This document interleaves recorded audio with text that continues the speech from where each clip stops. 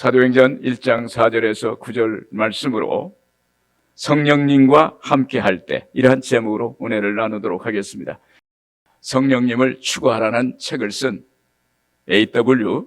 토저라는 목사님이 계십니다. 그분이 젊은 시절에 일을 마치고 집으로 돌아가는데 길 건너편에서 몇 사람이 옹기종기 있는 거예요. 호기심이 발동해서 가까이 가보니까 한 노인이 길모퉁이에서 전도를 하고 있는 것입니다. 그 노인이 이런 말을 했습니다. 여러분이 어떻게 구원받는지 모른다면 이렇게 기도하세요. 하나님, 이 죄인에게 자비를 베푸소서 라고 간절히 구하십시오. 그러면 그분이 들을 것입니다. 이 말이 이 토저 청년의 마음을 사로잡았어요. 그 말이 사실인지 아닌지를 알아봐야겠다라는 갈망이 솟아올랐습니다. 토저는 집에 돌아와서 곧장 다락방에 올라가 문을 닫고 무릎을 꿇었습니다. 그리고 하나님께 마음을 쏟아왔습니다. 하나님, 이 죄인에게 자비를 베푸소서. 그렇게 기도했습니다.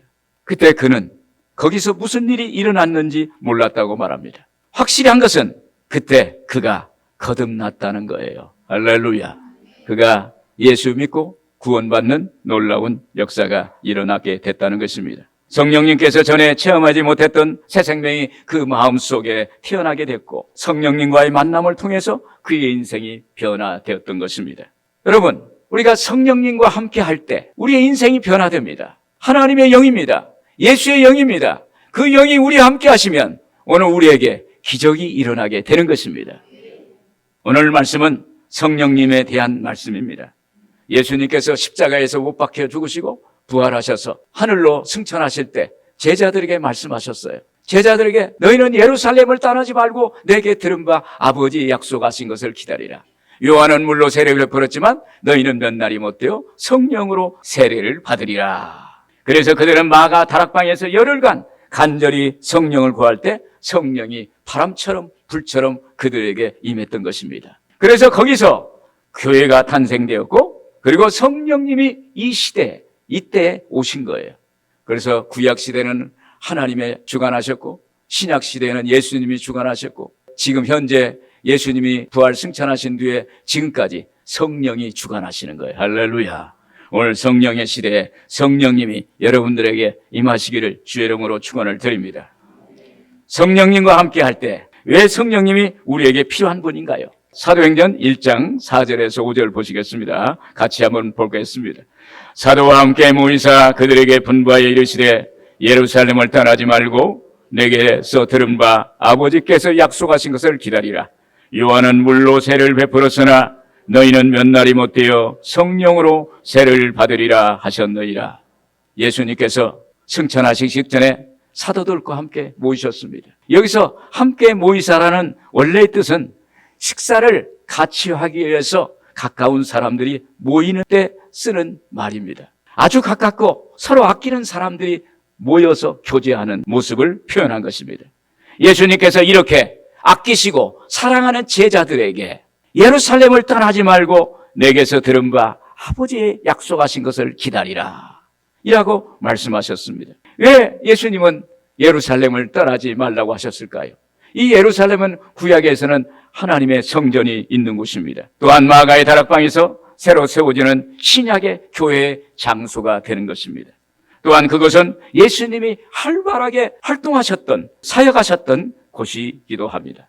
그러므로 거기 예루살렘을 떠나지 말고 아버지께서 약속하신 성령을 기다리라고 하시는 겁니다. 그러면 성령님은 누구실까요? 요한복음 14장 16절 이렇게 말합니다. 내가 아버지께 구하겠으니 그가 또 다른 보혜사를 너희에게 주사 영원토록 너희와 함께 있게 하리니 그는 진리의 영이라 세상은 능히 그를 받지 못하나니 이는 그를 보지도 못하고 알지도 못함이라.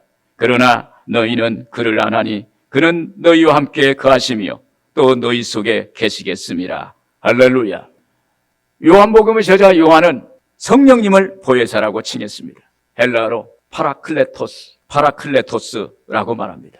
옆에서 도와주는 분, 곁에 부름을 받아 있는 분을 말합니다. 성령님은 언제나 우리와 함께 머무시는 분이에요. 우리의 곁에서 우리와 함께 늘 우리와 동행하시는 그 분이 성령님입니다. 또한 성령님은 예수님을 증언하시는 분이에요. 요한복음 15장 26절에 그랬습니다.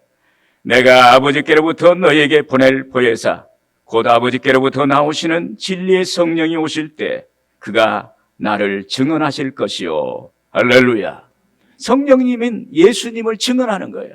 증거하고 말씀하는 거예요. 성령님은 우리에게 모든 것을 가르치시고 알게 하시고 깨닫게 하시고 생각나게 하십니다. 요한복음 14장 26절에 그랬습니다. 보혜사 곧 아버지께서 내 이름으로 보내실 성령 그가 너희에게 모든 것을 가르치고 내가 너희에게 말한 모든 것을 생각나게 하리라. 할렐루야. 여러분, 우리가 약속하신 성령을 받으면 성령님은 늘 우리와 함께 하시고 우리를 늘 도와주시고 우리 옆에서 변호해 주시고 우리를 보호하시고 인도하시고 가르치시고 함께 하시는 영이라는 사실을 믿기를 바랍니다. 또한 성령이 임하시면 성도에게 놀라운 권능을 주시는 것입니다. 그래서 증인된 삶을 살도록 만들어 주세요. 사도행전 1장 8절 우리 한번 같이 읽겠습니다. 오직 성령이 너희에게 임하시면 너희가 권능을 받고 예루살렘과 온 유대와 사마리아와 땅끝까지 이르러 내 증인이 되리라 하시니라. 여기서 권능을 받고 라는 말은 헬라 말로 두나미스라고 합니다. 두나미스는 다이나마이트의 어원이에요. 1톤의 폭약이 꽝 터지면 엄청난 폭발력이 생깁니다. 이와 같이 하나님의 성령이 우리에게 임하시면 우리에게 이러한 능력이 주어진다는 거예요. 할렐루야. 하나님의 성령을 여러분 충만히 받기를 바랍니다. 그래서 이 권능은 옛것을 순식간에 파괴하고 새로운 변화를 가져오는 거예요. 우리의 내면에 있는 옛것, 예전에 마음속에 부정적이고 잘못되고 고통스럽고 아픈 것들, 잘못 이해했던 것들이 다 이 성령을 받으면 다 부서져 나가는 거예요. 그래서 사라집니다. 그리고 우리 안에 내면에 새로운 것이 하나님의 영으로 우리 안을 채워주시는 거예요. 할렐루야. 하나님의 영이 오시면 우리에게 기쁜 마음, 즐거운 마음, 소망이 넘치고 우리 안에서 내면에서 신비한 하나님의 은혜가 임하게 됩니다. 오늘 여러분들에게 있길 바랍니다. 그래서 성령이 임한 사람이나 성령이 함께하는 교회에는 말로 표현할 수 없는 그 활력이 생기는 거예요. 막 역동성이 생겨요. 찬양을 해도 그냥 할렐루야, 할렐루야 이렇게 기도해도 뭐 그냥 소리를 치면서 그럴 때 성령이 역사하는 거예요. 할렐루야. 그래서 이 성령이 우리에게 임하시면 하나님께서 우리 내면의 치유와 회복의 은혜를 허락하여 주세요. 우리에게 건강을 주십니다. 우리에게 할 수 있는 사람으로, 능력 있는 사람으로 변화되기는 새 사람으로, 영적인 사람으로 변화되게 하는 것이 하나님의 능력이에요. 그래서 우리가 증인된 삶을 살게 되는 것입니다. 그리고 성령은 하나님의 영이요 예수의 영입니다. 그러므로 성령은 하나님의 일을 하시고 예수의 일을 성취해 나가시는 것입니다. 로마서 8장 9절에 이렇게 말합니다. 만일 너희 속에 하나님의 영이 거하시면 너희가 육신에 있지 아니하고 영에 있나니 누구든지 그리스도의 영이 없으면 그리스도의 사람이 아니라. 오늘 우리가 성령이 우리 안에 있으면 우리는 그리스도의 사람이라는 거예요. 오늘 하나님의 속한 사람인 줄로 믿습니다. 또한 성령이 오시면 예수님의 십자가 죽으심이 바로 나를 위해서 죽으셨다는 것이 알게 해주세요. 그리고 예수님이 부활하신 그 사건이 나를 위해서 부활하셨다는 것으로 우리에게 보여주시고 비춰주시는 것입니다. 그래서 우리가 나 같은 죄인을 위해서 하나님의 독생자 예수 그리스도가 십자가에 매달리시고 몸짓고 피를 흘려주시고 죽으셨고 그리고 나를 위해서 부활하셨다는 것이 믿어지게 되는 거예요. 믿어질 때 예수님이 나의 주님이 되는 겁니다. 나의 그리스도가 되고 예수 죽음 내 죽음, 예수 부활 내 부활이 되는 거예요. 그래서 믿음이 세워지고 믿음으로 새 사람이 되는 역사가 나타나게 되는 것입니다. 그래서 우리가 감동해서 이런 기도를 합니다. 예수님, 저는 죄인입니다. 저를 구원해 주셔서 감사합니다. 이렇게 고백하게 되는 것입니다. 또한 성령 충만 받으면 나는 예수님 믿고 구원받았다는 구원의 확신을 받게 되는 거예요. 오늘 여러분 예수 믿고 구원의 확신이 와야 돼요. 내가 누굴 따라와서 온 것이 아니라 나는 예수 그리스도를 인격적으로 만나서 그분이 나를 구원해 주시고 나는 구원받았다고 그런 구원의 확신이 있기를 바랍니다. 내가 예수 믿어 죄로 인해 죽어야 할 사람이 구원받았다는 그 사실, 그 구원의 확신을 받았을 때 하나님을 사랑하게 되고 예수님의 말씀대로 살게 되는 것입니다. 여러분, 구원의 확신이 생기면 인생이 달라져요. 확신이 있어야 돼요. 내가 영원히 죽어야 할 사람이 영원히 멸망받을 사람이 예수님의 그 십자가 보혈로 말미암아 내가 영원히 구원받고 영생을 얻었다는 것은 놀라운 겁니다. 저는 하나님이 나의 아버지가 되셨어요. 하나님이 나의 아버지가 되셨어. 나를 책임져 주시는 거예요. 그럴 때 나의 인생이 달라지고 삶이 달라지고 삶의 내용이 달라지는 것입니다. 그래서 하나님이 나의 구주요 나의 목자가 되십니다. 여러분 구원의 확신을 받기를 바랍니다. 이 하나님의 성령의 능력 은사를 받기를 바랍니다.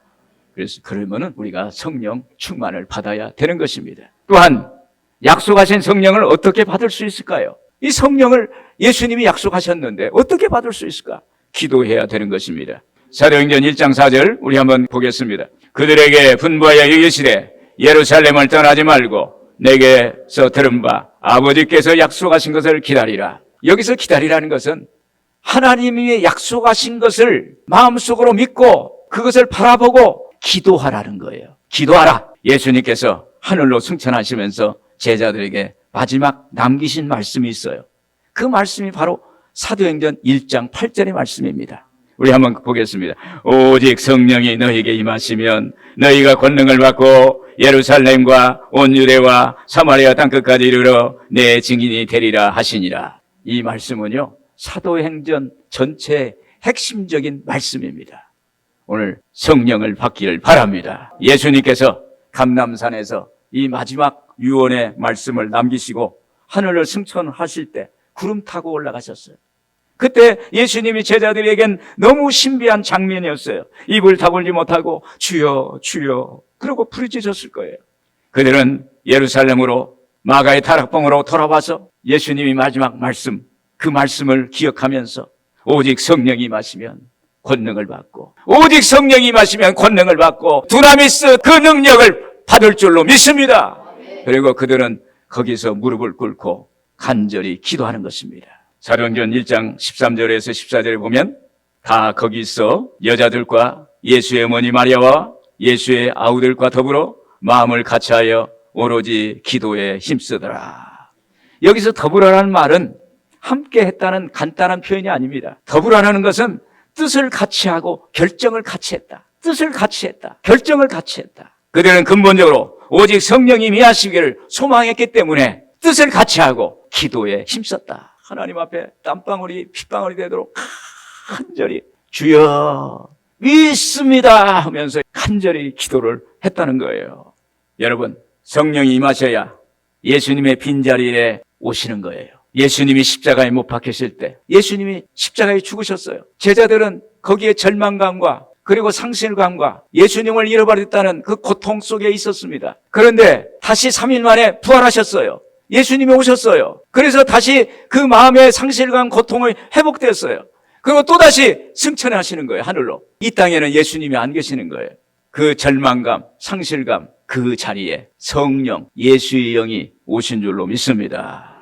그래서 예수님 그 자리에 제자들 120문도가 같은 마음, 같은 뜻으로 오직 기도하고 성령을 달라고 기도한 줄로 믿습니다. 그래서 그들은 열흘간 간절히 하나님께 기도합니다. 주여 성령을 주옵소서, 주여 성령을 부어주옵소서. 간절히 기도할 때 오순절날 아침에 성령이 호련히 급하고 강한 바람같이 불어와서 그들의 앉은 집에 가득하고 불의 혀같이 갈라지는 것이 각 사람 머리 위에 임하에 있는 놀라운 역사가 나타납니다.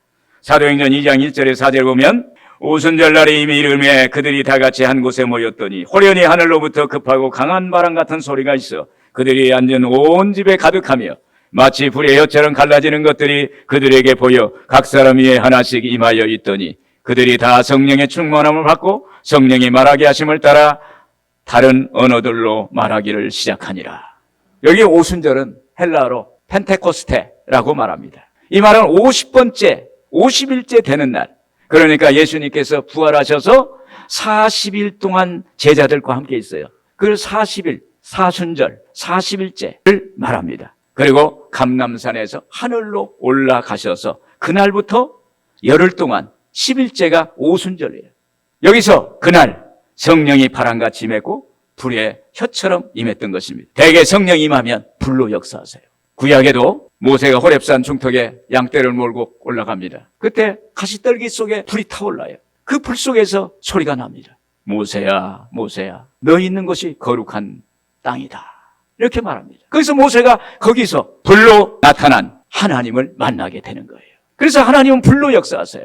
그리고 사도행전 9장 3절에 보면은 사울이 길을 가다가 다메섹에 가까이 이르더니 호련히 하늘로부터 빛이 그를 둘러 비추는지라 땅에 엎드려져서 들음에 소리가 있어 이르시되 사울아 사울아 내가 어찌하여 나를 박해하느냐 하시거늘. 여기서 사울이란 청년이었는데 다메섹으로 가는 도상에서 빛이 둘러치면서 소리가 나는 거예요. 밝은 빛은 불이 임할 때 빛이 나오잖아요. 그 빛 가운데 사울이란 청년이 부활의 주님을 만나게 되는 것입니다. 그래서 대체로 성령은 불로 역사하세요. 사도행전 2장 1절에서 4절까지 하늘에서 바람 같은 소리가 있고 불의 같이 갈라지는 것이 머리에 임했다. 그 불이 임할 때 몸이 뜨거워지고 그리고 내 안에 있는 모든 것들이 새로워지는 역사가 나타나요. 그래서 성령의 불을 받으면 내 안에 죄를 태워요. 내 안에 있는 죄성을 태워요. 많은 죄를 태웁니다. 불이 올 때 확 타져버리는 거예요. 그래서 사라지는 거예요, 죄가. 그 다음에 성령의 불을 받으면 어두운 마음이 밝아져요. 내 안에 우울하고 슬프고 그리고 참담했던 어두운 마음이 밝아지는 거예요. 기쁜 마음이 돼요. 즐거운 마음이 되는 것입니다. 성령이 불이 오면 열정적인 사람이 돼요. 적극적이고 능동적이고 창조적인 사람으로 변화되는 줄로 믿습니다. 성령의 불이 여러분들에게 임하기를 소원해야 돼요. 스미스 이글스 목사님은 이렇게 말합니다. 성령과 불을 달라고 기도하세요. 성령과 불로 세례를 주세요. 그럴 때 불이 오면 두 가지가 나타나요. 하나는 성령의 기름 부음, 능력이 나타나는 거예요. 또 한 가지는 뭐냐? 성령이 불이 임하면 내 안에 있는 원수와 칸마귀가 떨어져 나가는 거예요. 그 성령의 기름 부음과 원수와 칸마귀가 떠나가는 놀라운 역사가 성령의 불로 나타난다는 사실을 믿기를 바랍니다. 여러분, 성령 받아야 돼요. 기도하면 됩니다. 기도하면 성령의 불이 역사하게 되는 것입니다.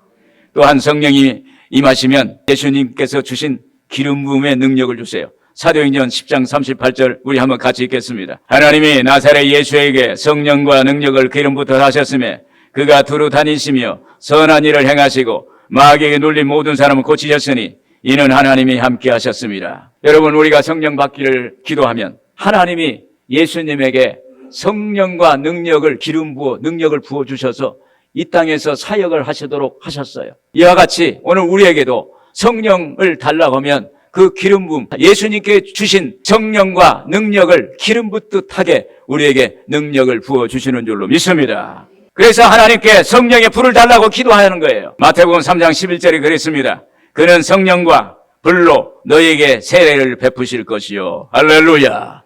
성경에 보면 성령님은 우리가 모여서 기도할 때, 혼자 기도할 때 성령이 임하십니다. 기도원이나 성산에 올라가서 성령님을 사모하고 부르짖을 때 성령 충만을 받습니다. 예전엔 부흥회 가면 그랬어요. 부흥사들이 불 받아라, 불 받아라. 그러면 성도님이 불 받으라는 쪽으로 예, 아멘, 아멘. 근데 성령은 물건이 아니에요. 성령은 인격적인 지정의를 갖고 있는 인격적인 하나님의 영이에요. 그래서 성령님을 이렇게 합니다. 성령님 인정합니다. 환영합니다. 모셔드립니다. 의지합니다. 우리 한번 같이 하겠습니다. 성령님 인정합니다. 환영합니다. 모셔드립니다. 의지합니다. 그럴 때 성령이 임하는 거예요. 그때 성령이 방언을 말하게 하고 또 성령에 이끌려서 기도해요. 1시간도 기도하고 2시간도 기도하고 3시간도 기도할 수가 있게 됩니다. 성령 충만을 받을 수 있는 것은 성령 충만한 주의 종 목사로부터 안수기도 받을 때 역사하세요. 베드로와 요한이 사마리아 교회에 가서 성도들이 복음은 받았는데 성령을 받지 못했어요. 베드로와 요한이 안수기도 할 때 성령의 불이 거기에 임하게 된 줄로 믿습니다. 또 바울이 에베소 교회에 가서 그랬습니다. 너희가 믿을 때 성령을 받았느냐? 그러니까 우리는 성령을 듣지도 못하고 받지도 못했다. 그때 안수기도 할 때 성령이 임하게 된 것입니다. 할렐루야.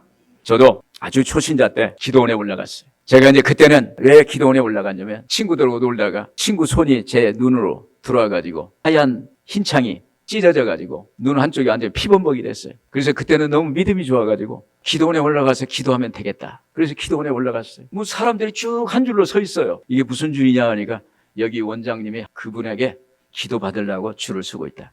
그분이 예전에는요 기도원에 은사자, 엄청난 은사자들이 많이 계셨어요.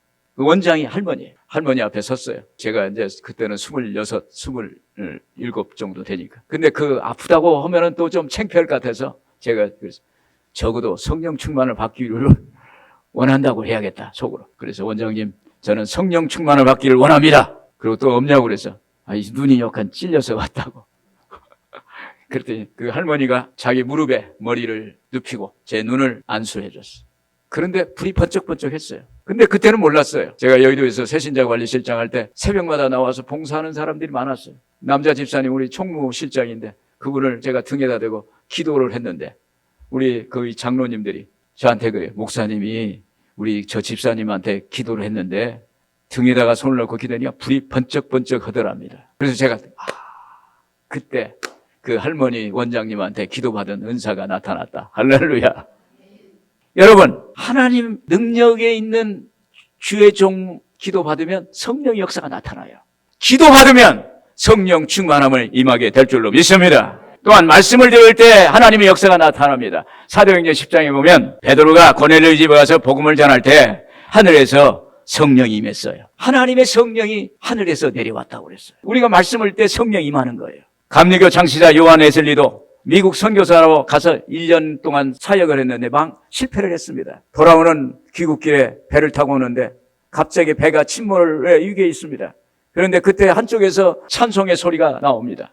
죽음의 위기 가운데서 두려워하지 않고 죽음을 극복하는 신앙을 그가 봤어요. 성도가 모라비안 성도라고 그래서 독일에서 나타난 개신교 교도들인데 그들이 죽음의 위기 앞에서도 물러서지 않고 하나님을 찬양하는 그 모습을 보고 충격을 받았어요. 그리고 영국에 돌아와서 있다가 어느 날 부흥회 사경회에 참여했는데 로마서 서문을 듣는 순간 말씀이 들어와서 불이 임하는 역사가 나타났어요. 할렐루야. 말씀이 불이 됐어요. 불이 확 들어오니 자기를 휘어잡은 거예요. 그래서 나중에 요한 웨슬리가 하나님의 큰 사역을 이루었던 것을 보게 되는 것입니다. 오늘 여러분, 말씀을 들을 때 성령이 임하게 되는 줄로 믿습니다.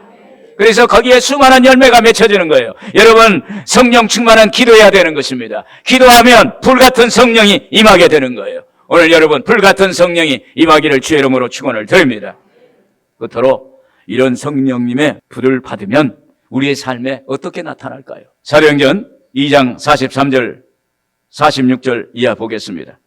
사람마다 두려워하는데 사도들로 말미암아 기사와 표적이 많이 나타나니 날마다 마음을 같이하여 성전에 모이기를 힘쓰고 집에서 떡을 떼며 기쁨과 순전한 마음으로 음식을 먹고 하나님을 찬미하며 또 온 백성에게 칭송을 받으니 주께서 구원받는 사람을 날마다 더하게 하시니라. 할렐루야.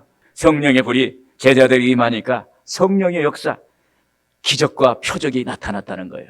표적이라는 것은 예수님이 계실 때, 살아계실 때 하나님의 아들이요 그리스도라는 것을 증거하기 위해서 나타난 것이 표적입니다. 그런데 예수님의 제자들이 성령 받고 나가서 복음을 전하고 그리고 기도하니까 거기에 예수님이 나타난 표적이 나타났다는 거예요. 할렐루야.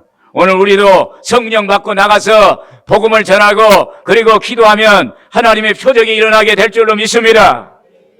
그래서 하나님의 표적은 죽은 자를 살리고 병든 자를 고치시고 없는 것을 있게 만드시는 놀라운 역사라는 사실을 믿기를 바랍니다. 그래서 하나님의 살아계심을 표현한 겁니다. 그리고 중요한 것은 성령 받은 제자들이 성전에 모이게 힘쓰게 돼요. 성령 받으면 성전에 나가서 예배드리고 싶고 기도하고 싶고 그런 마음이 자꾸 생기는 것입니다. 그래서 저도 예수님 처음 믿고 성경에 나타난 성령을 받아야겠다. 나도 어떻게 하면 믿음이 좋아질까 해서 기도원에 올라갔어요.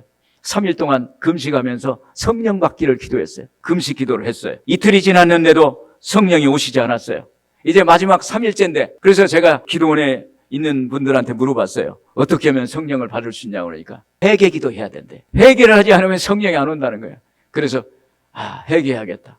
그래서 기도원에서 제일 큰 바위에 올라가가지고 회개를 했어요. 하나님 그냥 어렸을 때부터 또 그냥 했던 거가 다 주저주리 회개하고 하나님 이 성경의 사도행전 2장 1절에서 4절 말씀 거기다 손을 내고 하나님 이 성령에 불을 주세요 하면서 두 손을 그냥 주야 주야 주야 하니까 그냥 갑자기 그냥 혀가 또르르 말리더니 라라라라라라라라 방언이 터지는 거야. 할렐루야.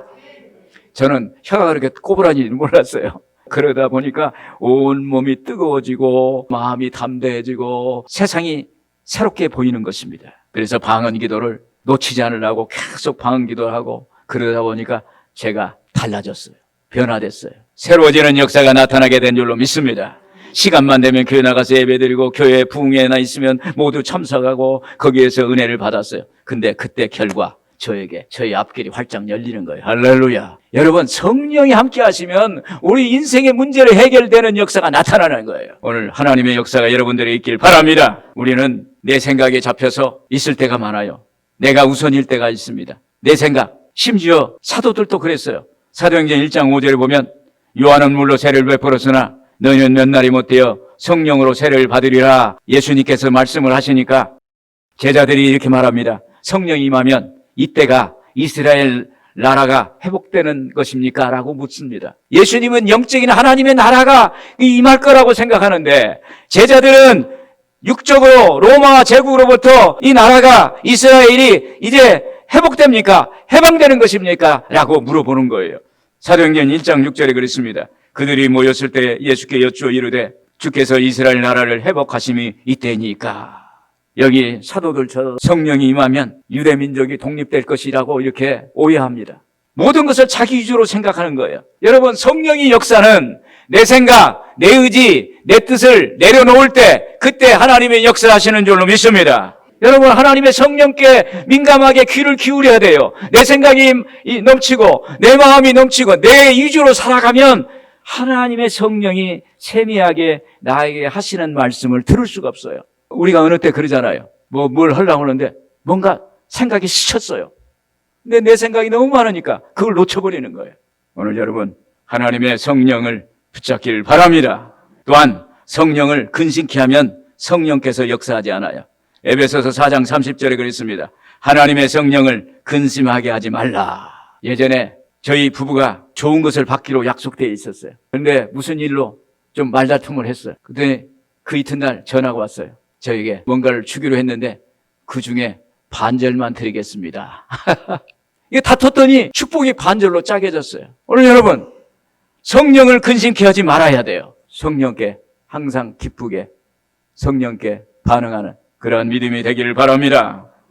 또한 성령 충만하면 강단에서 전하는 말씀을 하나님의 말씀으로 받는 것입니다. 말씀이 믿어지는 거예요. 그런데 성령 충만하지 않으면 어때요?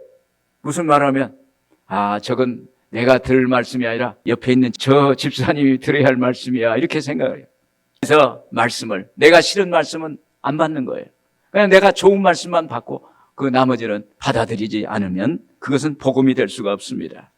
오늘 여러분, 하나님 말씀이 강단의 말씀이 사람의 말이 아니라 하나님 말씀으로 받아들이는 역사가 있기를 바랍니다. 데살로니가전서 2장 13절에 그랬습니다. 너희가 우리에게 들은 바 하나님의 말씀을 받을 때 사람의 말로 받지 아니하고 하나님의 말씀으로 받음이니 진실로 그러하다. 이 말씀이 또한 너희 믿는 자 가운데서 역사하느니라. 할렐루야. 하나님 말씀을 진실로 하나님 말씀을 받아들이면 그 말씀이 내 안에서 역사한다는 거예요. 여러분, 말씀이 역사하면 내 생각이 달라집니다. 내 인생이 달라집니다. 환경이 달라집니다. 내가 살아가는 여건들이, 조건들이 달라집니다. 그때 하나님은 우리에게 복을 주시는 것입니다. 할렐루야. 그래서 로마서 8장 14절에 그랬습니다. 무릇 하나님의 영으로 인도함을 받는 사람은 곧 하나님의 아들이라. 할렐루야. 오늘 여러분 성령 충만 받으면 오늘 우리는 하나님의 아들이라고 하나님의 딸이라고 인정받게 되는 줄로 믿습니다. 여러분, 세상에 조금 나은 사람이 나를 도와줘도 큰 힘이 됩니다. 그런데 하물며 천지와 만물을 창조하신 하나님이 그 성령이 나를 도와주신다면 기적이 일어나는 거예요. 성령은 우리의 내면에 오실 때 우리에게 권능을 주십니다. 능력을 주십니다. 그리고 은사를 주십니다. 그래서 우리가 주 안에서 할 수 없는 일이 없어요. 예수 안에서 믿는 자에게는 능치 못할 일이 없느니라. 오늘 이런 역사가 오늘 성령과 함께 할 때 기적으로 나타나기를 주의 이름으로 축원을 드립니다.